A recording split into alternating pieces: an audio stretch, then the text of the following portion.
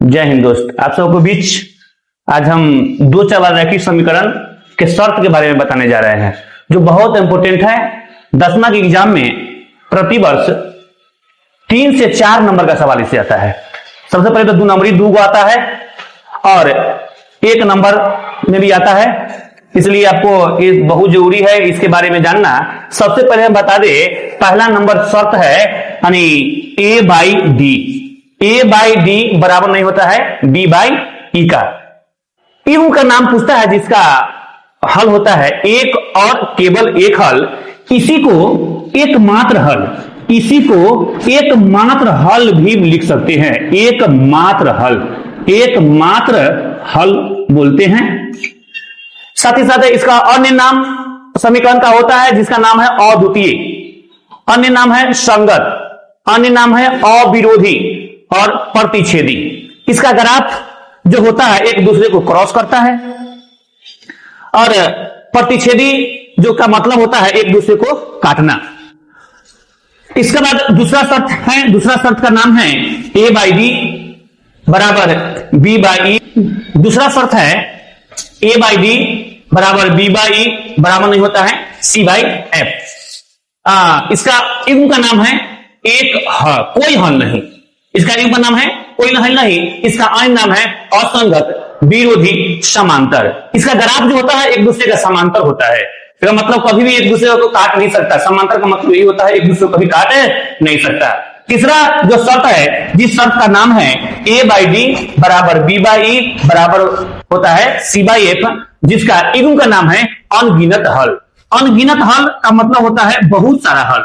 इसका अन्य नाम अनगिनत के अलावा और पूछ सकता है, जिसको हम बोल सकते हैं अनंत हल, बोल सकते हैं अपरिमित हल, बोल सकते हैं आश्रित, ग्राफीय नाम आश्रित, या इसी को बोलते हैं संपाति। संपाति का मतलब होता है एक ही सरल रेखा पर दोनों जाकर के मिल जाए या रहे, उसे हम संपाति बोलेंगे। और एक बात और बता दे कि हमें ग्राफ 5 नंबर में आता है, जिसमें ग्राफ 5 नंबर में आता है जो एक आता है प्रतिच्छेद, दूसरा आता है समांतर और तीसरा आता है संपाति। अब शर्त के अलावा ये शर्त बार बार हमें याद करना है। शर्त कैसे याद करना है, एक बार हम एक बस लाइन में बोल दे या एक शब्द में बोल दे। पहला शर्त है a बाई डी अब बराबर नहीं होता है b बाई ई का। दूसरा शर्त है a बाई डी बराबर b बाई ई बराबर नहीं होता है c बाई एफ। तीसरा शर्त है a बाई डी बराबर b बाई ई बराबर c बाई एफ। इसके बाद और हम और बता दे, यहाँ से एक नंबरी 2 नंबरी दोनों में आता है। एक आपको समीकरण दे देगा, जो समीकरण कैसे देगा, इस समीकरण इस प्रकार देगा कि अब समीकरण दे देगा, अब पूछेगा कि बताइए इस समीकरण को कैसा हल होगा।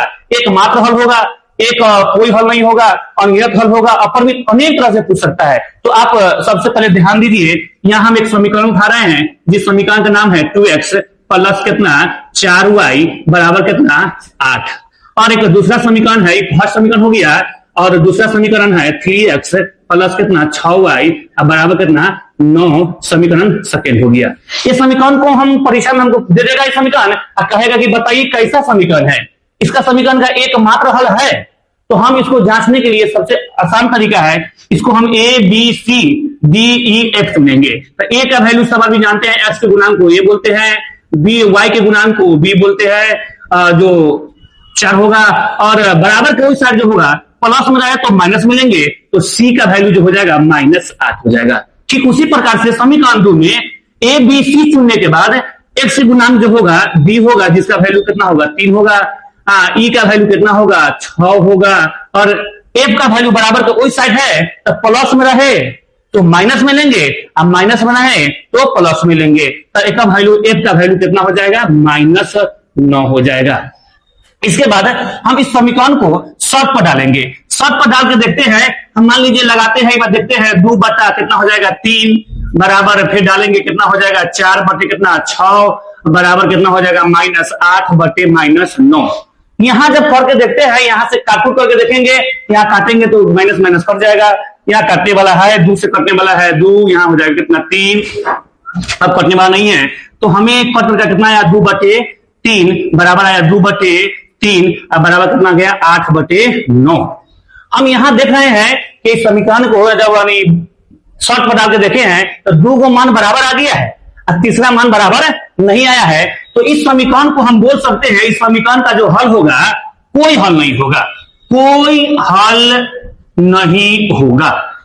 कैसे पता करेंगे कोई हल नहीं होगा? क्योंकि हम शर्त पर डाल के देखे हैं, दो का मान बराबर आया है और तीसरा मान बराबर नहीं आया है, इससे हमें पता चल जाएगा। इसके बाद कोई हल ना ऑप्शन में दे है तो आपको ऑप्शन में दे देगा विरोधी, तो हम विरोधी भी मान सकते हैं क्योंकि इसी के युग में है, विरोधी है जो अन्य नाम है, तो आंसर होगा। यदि विरोधी नहीं है, कोई हल नहीं है, तो समांतर भी होगा, तो हम समांतर मान सकते हैं। इसी तरह से हम समीकरण को पहचान करते हैं, जो पहला समीकरण को हम पहचान लिए। इसी तरह से मान लीजिए दूसरा दे दे एग्जाम में, हमको एक दूसरा समीकरण दे दे, समीकरण दे दे 3x दे दे माइनस 6y दे दे बराबर 8 दे दे और दे दे 6x माइनस कितना 12y बराबर 16 और कहे कि इस समीकरण के कौन हल होगा, तो बस जिस तरह से ऊपर हम देखे हैं उस तरह से सेकंड समीकरण को देखेंगे, वहां से A B C D E F चुनेंगे और बार बार लिखने की जरूरत नहीं है, खुद आप जानते हैं ए का वैल्यू कितना होगा, ए का वैल्यू 3, बी का वैल्यू कितना -6, सी का वैल्यू कितना -7 है, डी का वैल्यू कितना 6 और ई का वैल्यू कितना -12 और एफ का वैल्यू कितना हो जाएगा -16। ठीक उसी तरह से पुनः हम शर्त पर डाल के देखेंगे।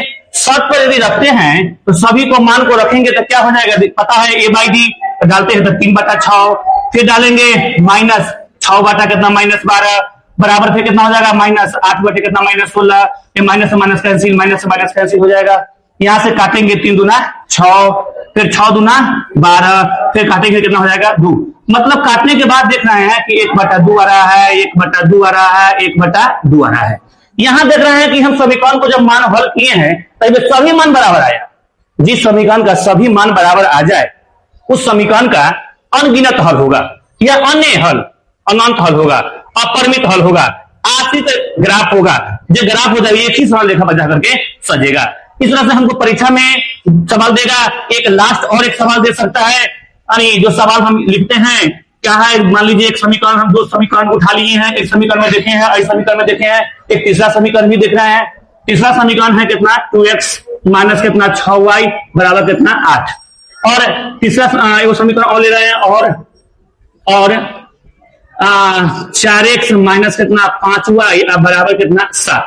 यहां हम देख रहे हैं तो बार बार हमें एबीसी चुनने का जरूरत नहीं है, हम चुन चुके हैं। तो यहां जानते हैं ए का वैल्यू 2, बी का वैल्यू -6, सी का वैल्यू -8, डी का वैल्यू 4 और ई का वैल्यू -5 और एफ का वैल्यू 7। उसी तरह से जब शर्त में डालेंगे तो इसका शर्त में डालेंगे तो डालिए, आमने सामने डालेंगे तो 2 बटा कितना हो जाएगा 4, कितना हो जाएगा यहाँ से -6 बटा कितना -5 बराबर कितना हो जाएगा 8 बटे कितना 7। यहाँ कटने वाला काटेंगे, यहाँ काट कर देखना है तो 1/2 आ रहा है, काटने के बाद 1/2 आया है बराबर कितना आया 6/5 आया है बराबर कितना 8/7 आया है। यहाँ हम बना कर देखे हैं, हल जब करके देखे हैं तो यहाँ कोई मान आपस में बराबर नहीं आया है। तो इस समीकरण को हम जो बोलेंगे, जो समीकरण 3 लिखे हुए इस समीकरण को बोलेंगे एक और केवल एक हल। अन्य नाम कहीं ए ना रहे परीक्षा में, अद्वितीय हल, इसी को बोलेंगे संगत हल, इसी को बोलेंगे अविरोधी, या इसी का ग्राफ जो होगा प्रतिच्छेदी हो या अविरोधी ग्राफ होगा जो एक दूसरे को काटेगा। ये बात आप सब अच्छी तरह से जानते हैं। इसके बाद मान लीजिए हम किस समीकरण को हल कर सकते हैं, किस समीकरण को हल नहीं कर सकते हैं, आप अच्छी तरह से जानते होइएगा। कैसे हम पता करेंगे कौन समीकरण का हल ना होगा, तो एक बार सुन लीजिए आराम से, एकदम इत्मीनान से सुनिएगा कि किस तरह से कौन समीकरण को हल कर सकते हैं। तो वह समीकरण जिसका कोई मान आपस में बराबर नहीं हो, वह समीकरण जिसका कोई मान आपस में बराबर नहीं हो, वही समीकरण का हम x और y का मान निकाल सकते हैं। दूसरा, जिस समीकरण का कोई 2 मान आपस में बराबर हो जाए, तीसरा मान बराबर नहीं होगा, उसका x और y का वैल्यू निकाला नहीं जा सकता। और एक तीसरा, जिसका सभी मान आपस में बराबर हो जाए, उसका भी x और y का मान निकाला नहीं जा सकता है।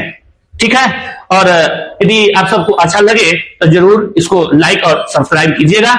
धन्यवाद, जय हिंद।